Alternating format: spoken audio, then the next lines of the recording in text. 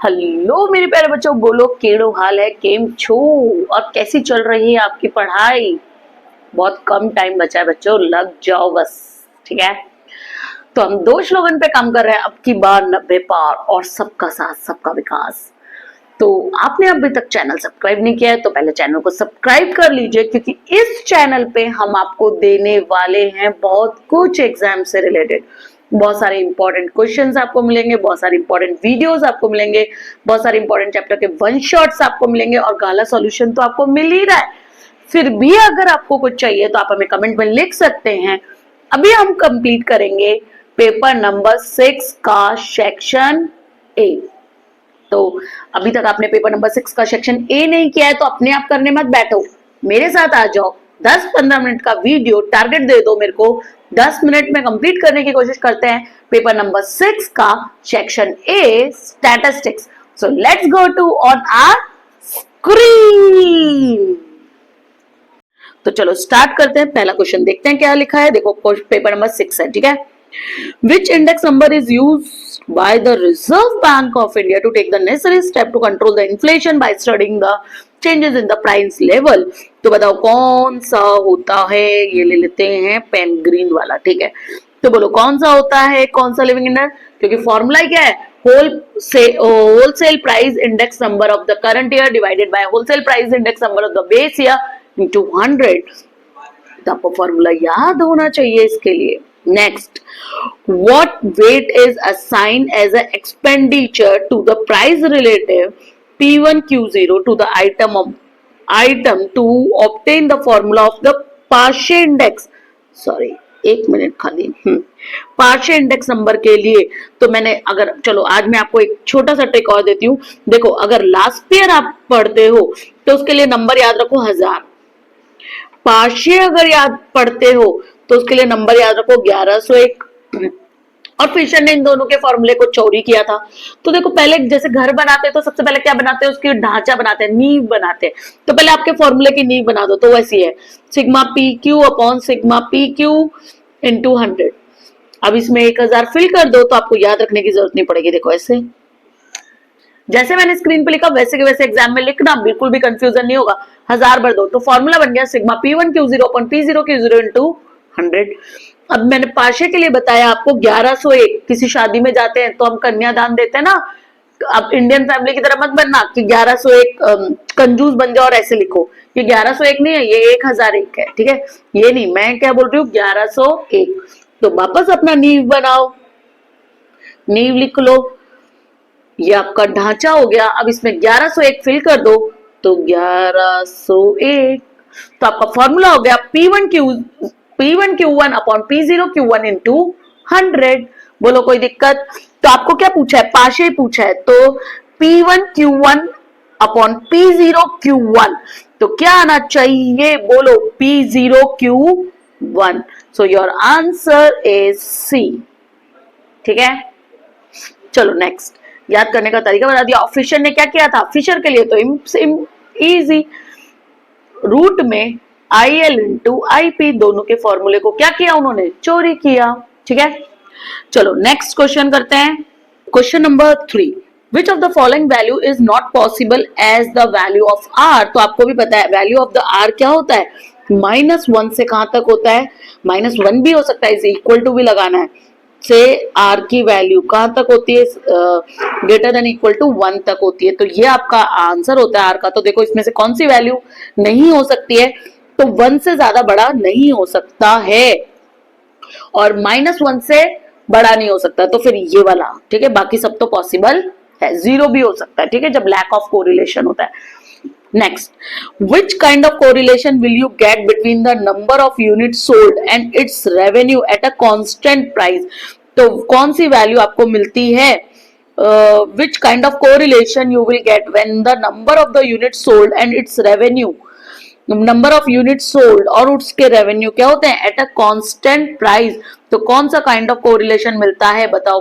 तो क्या पूछा आपको, यूनिट सोल्ड और उसका प्राइस में, तो जितने यूनिट बिके और उसके प्राइस में, तो कौन सा मिलता है आपको, प्राइस और यूनिट सोल्ड के बीच में नेगेटिव, क्योंकि प्राइस जैसे जैसे प्रोडक्ट की बढ़ती है यूनिट सोल्ड गिरता है और प्राइस गिरेगी तो यूनिट सोल्ड बिकेगा, तो परफेक्ट नेगेटिव, ठीक है। कांस्टेंट प्राइस है, एक फिक्स प्राइस है, इसलिए परफेक्ट नेगेटिव, अदरवाइज नेगेटिव आता, पार्शियल नेगेटिव आता, ठीक है। नेक्स्ट चलते हैं। हाँ, what is the error E, तो ई का फॉर्मूला बताना, is in estimation in case of regression line Y on तो वाई माइनस वाई कैप, ठीक है। ई का फॉर्मूला क्या होता है, Y minus Y cap. Next, the regression line of Y on X is Y cap is equal to 30 minus 1.5 X, what is the value of Y bar if X bar is minus 10, तो x बार दे रखा है आपको, Y बार आपको निकालना है, तो x की जगह आप वैल्यू रख दो, कितनी वैल्यू रखोगे यहाँ पे 10, तो 30 माइनस 1.5 माइनस 10 है, ठीक है, ध्यान रखना ये माइनस 10 है, तो ये माइनस जब इंटू करेंगे तो माइनस माइनस क्या हो जाएगा, प्लस हो जाएगा, तो ये हो जाएगा 30 plus 15, so your answer 15, sorry, your answer is 45, 6 का डी, ठीक है। Next, Which component of the time series is impossible to predict, आप उसको प्रिडिक्ट नहीं कर सकते, तो इरेगुलर जो कभी कैसे भी हो जाते हैं, तो उसको प्रिडिक्ट नहीं कर सकते, तो इरेगुलर का दूसरा नाम क्या है, रैंडम कंपोनेंट, ठीक है। Next, which method of finding trend is the best to estimate the effect of repeated short term variation, short term variation को, रिपीटेड शॉर्ट टर्म वेरिएशन के लिए, रिपीटेड शॉर्ट टर्म वेरिएशन के लिए कौन सा average best होता है, moving average, जब भी तो हम मंथली बेसिस पे या वीकली बेसिस पे देखते हैं, ठीक है, ध्यान रखना। Next, according to the mathematical definition of a probability, what is the probability of each outcome amongst the n outcome, total number of outcome क्या है, n outcome of a random experiment, तो what probability of each outcome, हर आउटकम का random experiment में, जैसे आप coin उछालते हो, तो कॉइन चाहे तो एक हेड आने के चांसेस और टेल आने, तो आप लिखते हो आपका फेवरेबल आउटकम क्या है, एम अपॉन एन, तो यहाँ पे आपका एम यानी हेड और टोटल आउटकम कितने हैं 2, तो नीचे हमेशा क्या रहता है, एन रहता है, तो नीचे एक ही ऑप्शन दे रखा है 1 अपॉन एन, ठीक है, यानी 1/2 है ना, तो हेड आने के चांसेस कितने हैं 1/2, ठीक है, तो 1/n, ऐसे डाइस को उछाल के देख लो तो 1/6। Next, which event is given by a special subset, ये जो स्पेशल सबसेट है of the sample space U, तो ये किसके लिए होता है, फाई, यानी इम्पॉसिबल इवेंट, फाई मतलब 0, यानी ये पॉसिबल नहीं है, तो ये किसके लिए होता है, इम्पॉसिबल इवेंट के लिए होता है। चलो, for a positively squid binomial distribution, देखो कौन सा बोला है, पॉजिटिवली स्क्वीड बायनॉमियल डिस्ट्रीब्यूशन, तो पॉजिटिवली होगा तो आपकी P की वैल्यू 0.5 से क्या होगी, कम होगी, ठीक है, P लेस देन 0, नहीं सॉरी लेस देन बोल रही हूँ, लेस देन 0.5 होना चाहिए, अगर P की वैल्यू लेस देन 0.5 होगी तो आप कुछ भी लेके देख लो, लेस 0.4, 0.3, 0.2, तो 0.4 ले लेते हैं, 0.4 इंटू 10 करो तो आंसर आएगा 4, 0.3 इंटू 10 करो तो आंसर आएगा 3, 0.2 इंटू 10 करो तो आंसर आएगा 2, ठीक है, तो उसके लिए पूछा विच of the following might be possible for the mean, mean का फॉर्मूला होता है NP, तो ये रहा P, ये रहा NP, ठीक है, तो क्या ये तो सब बड़े हो जाएंगे, जब 0.5 से बड़ा होगा तब ये पॉसिबल होगा, तो आंसर क्या रहेगा 3। तो अब याद करो, इससे पहले वाले पेपर में आई थिंक 4 में ये पॉजिटिव नहीं लिखा हुआ था, पर आंसर 3 लिखा हुआ है, तो मैंने बोला था यहाँ ये क्वेश्चन, इसका आंसर पीछे गलत दे रखा है, वहां पे 5 है, तो शायद वहां पे अगर क्वेश्चन सही करना चाहते हो तो पॉजिटिव आना चाहिए और आंसर सही करना चाहते हो तो 5 आना चाहिए, यहाँ पे पॉजिटिव लिखा हुआ है, इसलिए ये कंडीशन आपको फुलफिल करनी है, P की वैल्यू आपकी 0.5 से छोटी होनी चाहिए, और छोटी होगी तो एक ही आंसर पॉसिबल है, इसलिए माइट भी लिखा है, ठीक है। चलो next, the binomial probability distribution is a distribution of which type of variable, तो बाइनोमियल प्रोबेबिलिटी डिस्ट्रीब्यूशन कौन से के लिए पॉसिबल है, बताओ कौन से के लिए पॉसिबल है, डिस्क्रीट वेरिएबल के लिए, ठीक है। Next, state the relation between mean and variance of a binomial distribution, तो मीन हमेशा वेरियंस से क्या होता है, बड़ा होता है, तो देखो कौन सा आंसर आएगा 13 का, मीन हमेशा बड़ा होता है, तो थर्ड आएगा C, ठीक है, mean is greater than NPQ, variance से बड़ा होता है, तो मीन होता है NP और वेरियंस होता है NPQ, और स्टैंडर्ड डिवीजन निकालना हो तो रूट में NPQ, ठीक है। What is the total area of a normal curve, जो आपका नॉर्मल कर्व होता है उसका ये टोटल एरिया कितना होता है, तो आप ऐसे यहाँ पे 0.5, यहाँ पे 0.5, तो टोटल कितना हो गया 1, तो टोटल एरिया कितना होता है 1, पूरा पूछ रहा है टोटल एरिया, ठीक है। चलो, if the distribution of a normal variable is shown as, distribution of the normal variable, ये नेबरहुड वाला एन नहीं है, ये distribution of a normal variable is shown as N, तो यहाँ पे होता है म्यू और यहाँ पे होता है वेरियंस, ठीक है, म्यू और वेरियंस। तो म्यू आपको दे रखा है 20 और वेरियंस दे रखा है आपको 4। आगे देखते हैं क्या लिखा है, then which of the following interval is 99.73% of the observation, तो 73% ऑफ ऑब्जर्वेशन का फॉर्मूला है आपके पास, म्यू कितना होता है प्लस माइनस 3 सिग्मा, ठीक है। तो म्यू यहाँ पे कितना दे रखा है, अब इस फॉर्मूले में रखो, एक बार प्लस कर लेना एक बार माइनस, तो पहले एक बार माइनस कर लेते हैं, तो माइनस करेंगे तो आ जाएगा म्यू, म्यू कितना है आपका 20, तो 20 माइनस 3, और वेरियंस नहीं बोला है, स्टैंडर्ड डिवीजन बोला है, तो 4 का क्या हो जाएगा 2 हो जाएगा, तो एक बार 6 माइनस कर लेना और एक बार 20 प्लस 6 कर लेना, तो आएगा 14 एंड इसका आएगा 14 और इसका आएगा 26, सो योर आंसर इज 14 एंड 26, तो देखो कहां पे सी इज योर आंसर, ठीक है। चलो नेक्स्ट चलते हैं, विच of the following probability density function for normal variable x with mean mu and standard division, बोलो इसमें से आपको फॉर्मूला ढूंढना है कि आपका कौन सा करेक्ट है। तो बेटा ये वाला क्वेश्चन बहुत इंपॉर्टेंट है क्योंकि इसमें पता ही नहीं चलता कि कौन सा सही है। तो पहले तो वेरियंस म्यू होना चाहिए, फिर रूट में, यहां तक तो दो सब सेम ही दिख रहे हैं मुझे। तो देखो आप फॉर्मूला ध्यान से पढ़ना और फिर लिखना, तो आपका इसमें फॉर्मूला कौन सा सही आएगा ये बताओ। माइनस में half x minus mu upon standard division sigma का होल स्क्वायर, ये वाला सही है देखो, क्योंकि ये भी देखना जरूरी है, ठीक है, क्योंकि माइनस इंफिनिटी से प्लस इंफिनिटी के बीच में होना चाहिए। यहाँ पे तो हाफ नहीं लिखा है, यहाँ पे हाफ नहीं है तो ये तो गलत हो गया, ठीक है, और यहाँ पे आपका स्क्वायर नहीं लिखा है तो ये भी गलत हो गया। अब ये वाले में देखो ये कहां से चालू है 0 से, जबकि आपका जो नॉर्मल कर्व होता है वो माइनस इंफिनिटी से चालू होता है, कहां तक प्लस इंफिनिटी तक। तो कौन सा आंसर सही है, सी आपका सही है। What is the value of limit function 4, तो 4 रख के देख लो, तो इसमें रखो 4 इंटू 4, तो 4 4 16, 16 प्लस 9, तो 16 प्लस 9 कितना हो गया आपका, तो करो 16 प्लस 9, तो आपका आएगा 25 और 25 का रूट कर दो तो आंसर आएगा 5, सो योर आंसर इज ए, ठीक है। Next, what is a modulus form, तो ये मॉडुल एन में, अब ये मॉडुलस फॉर्म वाला है, फॉर्म ऑफ एन, तो ये नेबरहुड फॉर्म है, तो ये क्या देखा ए होता है और ये क्या होता है डेल्टा होता है। तो इसका मॉडुलस फॉर्म, तो मॉडुलस फॉर्म कैसे लिखते हैं, एक्स माइनस ए लेस देन डेल्टा, तो ए क्या है मेरा 5 है, माइनस होना चाहिए तो ये तो गलत है ना। अब मेरा ए क्या है आपका 5 है तो ये भी गलत है, ये तो सही है, लेस देन डेल्टा, तो डी इज योर आंसर, ठीक है।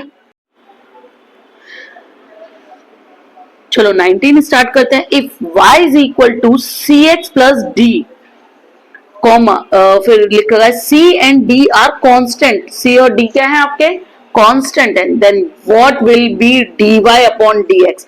तो ध्यान से देखो y इज इक्वल टू ये दे रखा है, ठीक है, तो x में कुछ पावर नहीं होती तो वो आप क्या मान लेते हो 1, तो 1 आगे लाएंगे तो क्या बच जाएगा c, और x की पावर क्या बच जाएगी 0, 1 माइनस 1 तो 0, तो आ जाएगा c, और x की पावर क्या बच जाएगी 0, तो वो तो 1 नहीं होगा, तो क्या वैल्यू रह जाएगी, खाली c रह जाएगा, तो योर आंसर इज a। क्योंकि देखो ऐसे होता है ना 6x की पावर 5, तो आप 5 आगे लाते 6 5 30, 30x की पावर 4, ऐसे।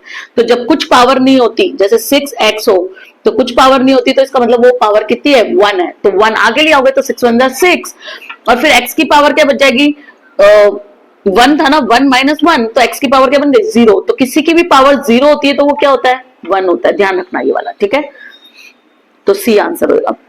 What is the derivative of, इसका भी डेरिवेटिव पूछा है तो पावर आगे ले आओ, तो 3 2 6 और x कितना बच जाएगा 2 माइनस 1, तो 1 बच जाएगा, तो 6x, so your answer is this, ठीक है। लो कहीं पे आपको आंसर्स के स्क्रीनशॉट लेना है तो ले लो, ले लो फटाफट फटाफट।